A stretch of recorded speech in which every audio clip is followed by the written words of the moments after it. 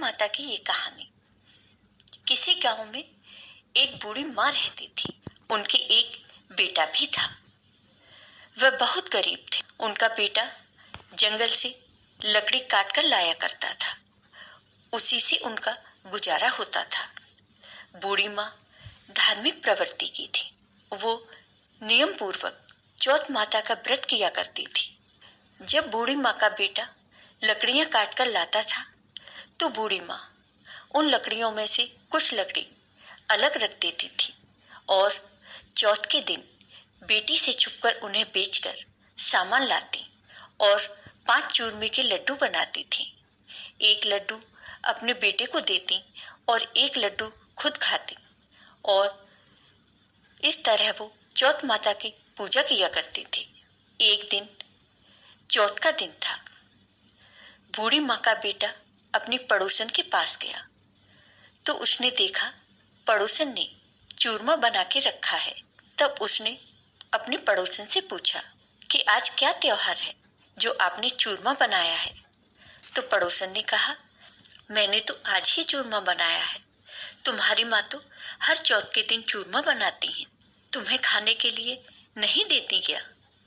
तो उस बूढ़ी माँ के बेटे ने कहा, हाँ, मेरी माँ मुझे चूरमा देती है। तो पड़ोसन ने बूढ़ी माँ के बेटे से कहा कि तुम जो लकड़ियां काट कर लाते हो उनमें से कुछ लकड़ियां तुम्हारी माँ छुपाकर बेच देती है और उन्हीं लकड़ियों से मिलने वाले पैसे से चूरमा बनाती है। बेटा वापस अपने घर आता है और अपनी माँ से पूछता है, माँ, मैं इतनी मेहनत से लकड़ी काट कर लाता हूँ और तुम चूरमा बना बना कर खा जाती हो। अब माँ, बहुत हो गया। अब या तो तुम मुझे छोड़ दो या फिर चौथ माता के व्रत करना छोड़ दो। तब बूढ़ी माँ ने कहा, बेटा, मैं तो यह व्रत तुम्हारे लिए ही करती हूँ। मैं तुम्हें छोड़ सकती हूँ लेकिन चौथ माता के व्रत को नहीं छोड़ सकती। तो बेटा ने कहा, ठीक है माँ, तो मैं अब इस घर में नहीं रह सकता। बेटा घर छोड़कर जाने लगा। तो बूढ़ी माँ ने कहा, बेटा, तू जा तो रहा है लेकिन यह कुछ अनाज है जिससे मैंने चौथ माता की कहानी सुनी है। यह लेकर जा और जब भी संकट आए तो चौथ माता का नाम लेकर कुछ दाने वहां डाल देना। बेटा मन में सोचता है, यह सब तो झूठ है। उसको चौथ माता पर भरोसा नहीं था लेकिन उसने बूढ़ी माँ की बात मान ली और उसने वो अनाज के दाने रख लिए और वह घर से निकल गया। वह घर से थोड़ी ही दूर गया था कि उसने देखा खून की एक नदी बह रही थी और कहीं से भी रास्ता नजर नहीं आ रहा था। उसने चौथ माता का नाम लिया और थोड़े से अनाज के दाने वहां डाल दिए और कहा, हे चौथ माता, अगर आप सच्ची हैं तो यहाँ रास्ता बन जाए। इतने में ही नदी सूख गई और रास्ता साफ हो गया। वह आगे बढ़ा और जंगल में पहुंच गया। थोड़ी देर में रात हो गई और जंगल में जंगली जानवर बोलने लगे। उसे बहुत डर लगने लगा तो उसने चौथ माता का नाम लेकर वहां पर कुछ अनाज के दाने डाले और कहा, हे चौथ माता, मुझे रास्ता दिखाओ वरना ये जानवर मुझे खा जाएंगे। इतने में ही बूढ़ी माँ के बेटे को रास्ता मिल गया। चलते चलते वह एक राजा के नगर में पहुंच गया। वहां का राजा हर महीने एक आदमी की बलि देता था। चलते चलते वह एक बूढ़ी माँ के घर पर गया तो उस लड़के ने देखा कि बूढ़ी माँ पूड़ी बना रही थी और पूड़ी बनाते बनाते वह रो रही थी। तो उस लड़के ने बूढ़ी माँ के पास जाकर देखा, माई, तुम क्यों रो रही हो? तो उस बूढ़ी माँ ने कहा कि मेरे एक ही बेटा है और आज उसे राजा के पास बलि देने के लिए जाना पड़ेगा। यह पूड़ियां मैं उसी के लिए बना रही हूँ। तो उस लड़के ने कहा कि आप यह पूड़ियां मुझे दे दो, मैं आपके बेटे के बदले राजा के यहाँ बलि देने चला जाऊंगा।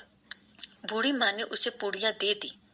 रात को सोते समय उसने बूढ़ी अम्मा से कहा कि जब भी राजा का बुलावा आए तो आप मुझे बता देना। आधी रात को राजा का बुलावा आया तो बूढ़ी माँ सोचने लगी, पराए बेटे को मैं बलि चढ़ाने के लिए कैसे भेजूं? इतने में ही वह उठ गया और बूढ़ी अम्मा को बोला कि मेरा थैला और मेरी लाठी दे दो। बूढ़ी अम्मा ने सोचा कि आज तक कोई राजा के यहाँ से वापस नहीं आया, तो यह भी नहीं आएगा।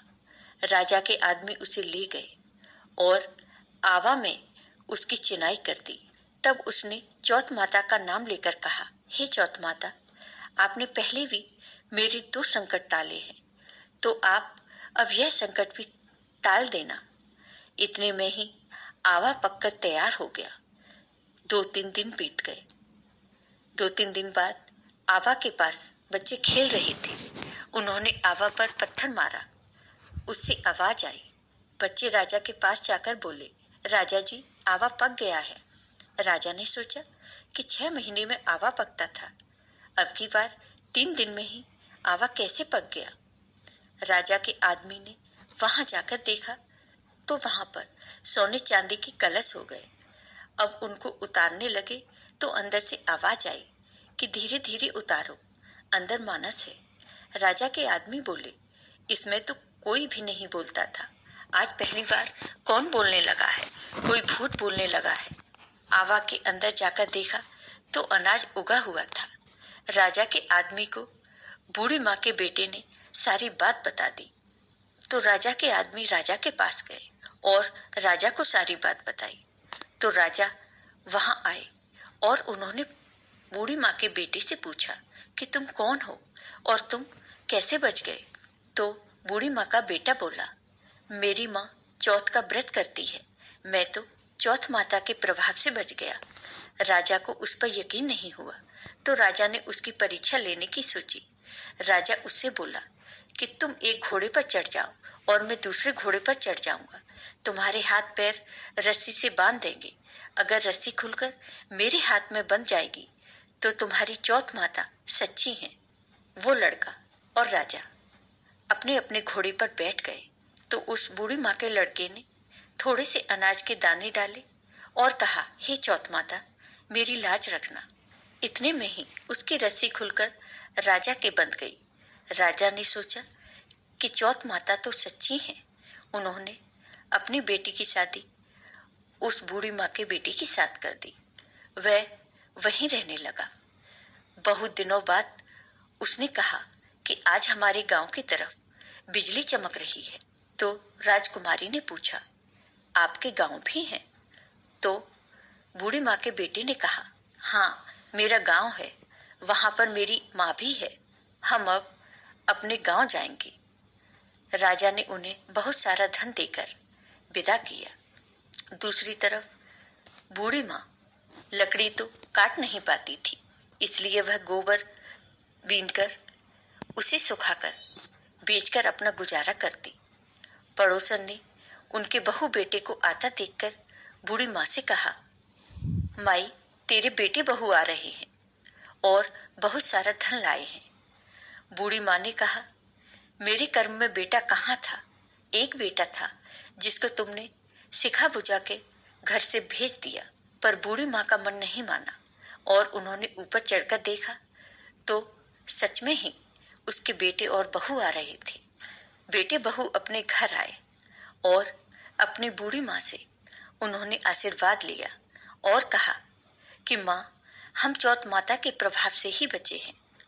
तब सारी नगरी में ढोल नगाड़े बजाकर कहा कि बेटे की माँ और उसकी पत्नी सब कोई चौथ का व्रत करे। 13 नहीं तो 4, 4 नहीं तो 2, सब करे।